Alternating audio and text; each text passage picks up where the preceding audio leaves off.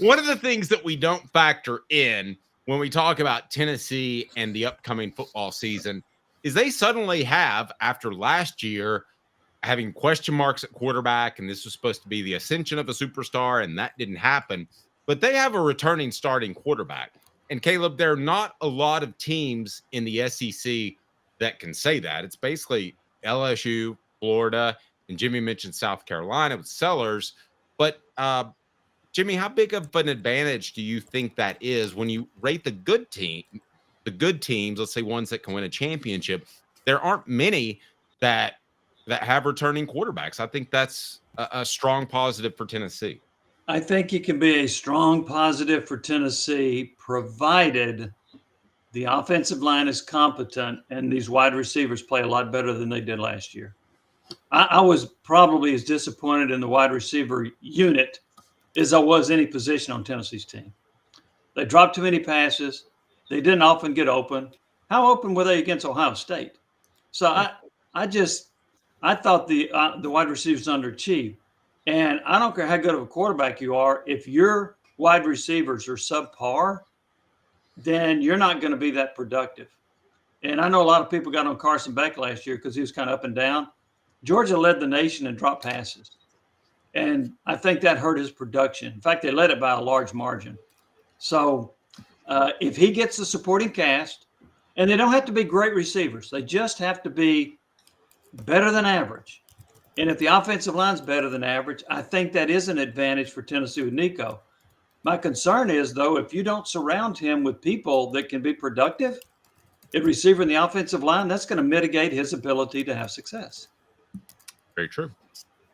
Yeah, and just to get the stat out there, the 5 highest ranked teams in the SEC that finished the season, Tennessee's the only one of those 5 to be returning their starting quarterback. Texas, Georgia, Ole Miss, and Alabama are all losing their starting quarterback. Now, I think you ask Alabama fans, and if you ask Kalen DeBoer, he's happy he's lost his starting quarterback. But the others, I do think, would be more concerned. Jimmy, in this era of the NIL and the transfer portal and star ratings and recruiting, have we kind of lost sight of the fact that returning a quarterback, like the situation Tennessee is, can still be a huge advantage? I mean, we thought the SEC was going to have a massive upgraded quarterback last year with Nico Iamaleava, Jackson Arnold, and Garrett Nussmeier.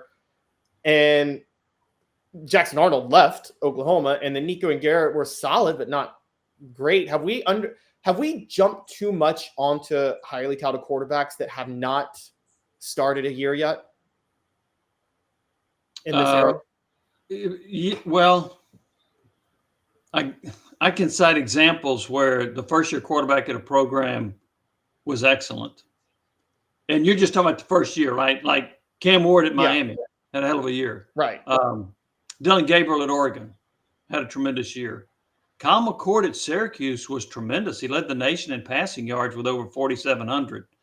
So I think it kind of depends on the situation that you're in as to whether or not you're going to have success right away. I mean, how well is Carson Beck going to be?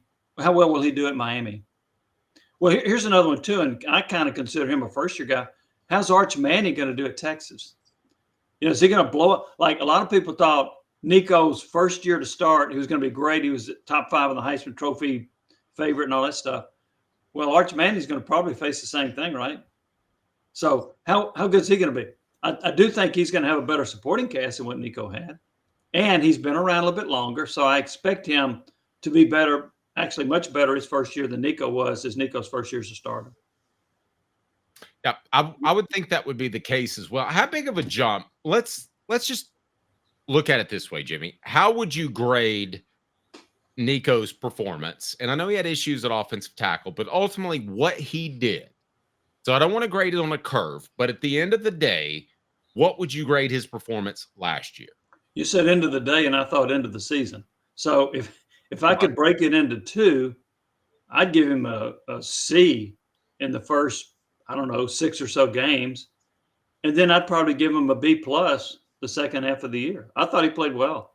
I thought he played well the second half against Alabama and then carried that over. I thought he really got after it against Ohio State. He didn't have much help, but by golly, he fought. I thought he was one of the bright spots for Tennessee against Ohio State in that blowout loss up in Columbus. And I thought he had some other solid games along the way as well. So I thought the second half of what we saw to Nico can and will and should carry into the second half. I just think he needed some more experience, which he got. I thought he did a better job of seeing the field. I thought he showed some toughness against Ohio State and a willingness to run. So I think he's got a chance to be a really good quarterback if he gets the proper supporting cast. Okay, so let me boil it down to this. Can we all agree that Nico was a B last year? My overall grade would be about a B. I said a C the start of the year, B plus the second half of the year. A B would be, to me, fair. Okay, so Caleb, are you for the purpose of this discussion, are you cool with a B? I'm cool with a B. Yeah, I'm cool with a B. Totally. Okay, so what are fair expectations in terms of a jump? Is it to just hold that B throughout the whole season, or do you think it's realistic that he makes a major jump to an A or A plus, which is one of the best quarterbacks in the country, or at least one of the best quarterbacks in the SEC? I would say a grade to an A minus. And I'm going to go back to this. I don't think he's got the receivers to help make him become an A or an A plus quarterback. I just don't. So I don't think his numbers are going to be as good. He might not have the interior offensive lineman either. That's true. Yeah. Which was something he leaned on, Caleb, that might be gone. I mean, the Cooper factor, don't forget that Florida game 2 years ago. Caleb, that was a big factor. Can, though, Jimmy, in Josh Heupel's system, if receivers are not great, but I guess solid, can a quarterback still overcome that and look elite? Like, can a quarterback do, not to throw shade, but can a quarterback do what Peyton Manning did in 97 when Marcus Nass was his go-to receiver, and we found out Marcus Nass turned out to not be that good if you look at his NFL production? Well, he was really good in college, though. Same with Joey Kent. Was he good, or did Peyton make him good, is what I'm saying? No, I thought they were good. Could Nico do that? I thought they were good. Well, they got open and they caught passes. Okay. So that's more than I can say about what Tennessee's receivers did this past year. So to your question about if they're just like above average receivers, is that what you're asking? Yeah. They're just above average. Can Nico? Yes, he can. He can put up big numbers doing that. He can. And not necessarily and I know this is a different conversation probably, but with rare exception, Tom Brady wasn't blessed with great receivers in New England. He had Branch and Brown, and he usually had a really good tight end in Gronkowski. But he had 1 year with Randy Moss. Welker was a pretty good receiver. So was Edelman, but they weren't, in my opinion, elite.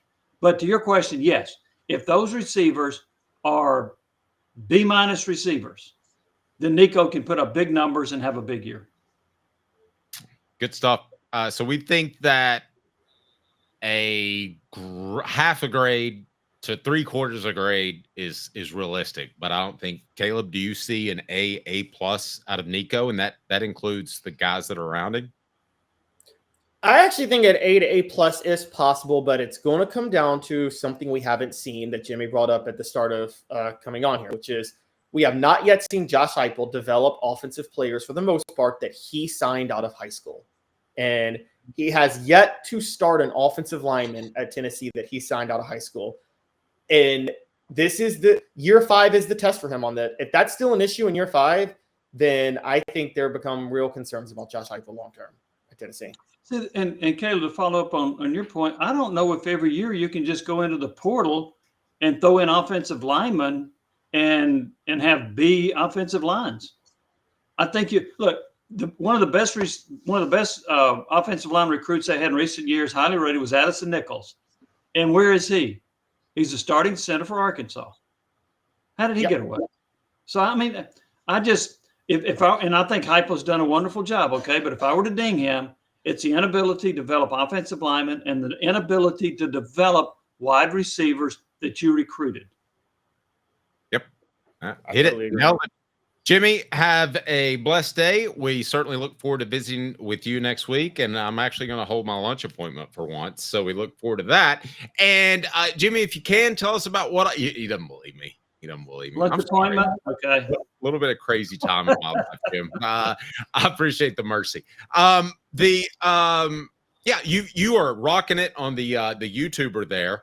Tell us about what we can check out on Full Disclosure. Yeah, well, our most recent one, on full disclosure, was an interview with Bob Kessling. We have got an interview lined up with Trevor Bayne of NASCAR fame. He won in his rookie year. He won the Daytona 500. I think that was 2011.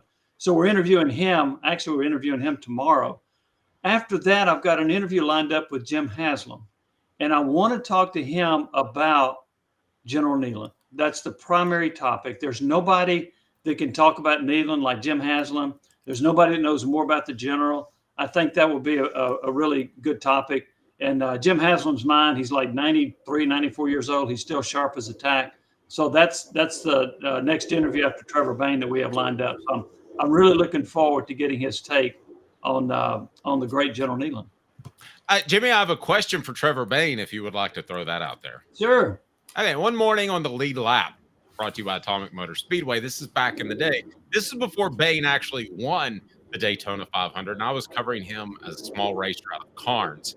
I texted him. I said, "Hey, Trevor, do you care to jump on this morning?" He had done something the Friday before. And he said, "Sure, I'll come right on at 10:25. So we lined that up. And then I got a text back from him that said, "You have a good night last night, baby?" And I said, "Trevor, I think you sent this to the wrong person." And sure enough, he did. So my question is he still with that young lady? I don't know, but your last name is what? Oh! I have no idea. I'm not. Yes. He could have been listed as Destiny Hooker. Oh, No, no. Oh, wow. Jimmy. I have no idea. I think Trevor's a fine young man, Dave. He is. And he's telling me to bank somewhere that I'm happy with commercial bank, but who knows? Jimmy, have a blessed day. We'll talk to you soon. Thanks, Dave. Thanks, Caleb. Y'all have a good day. Have a good one, Jimmy.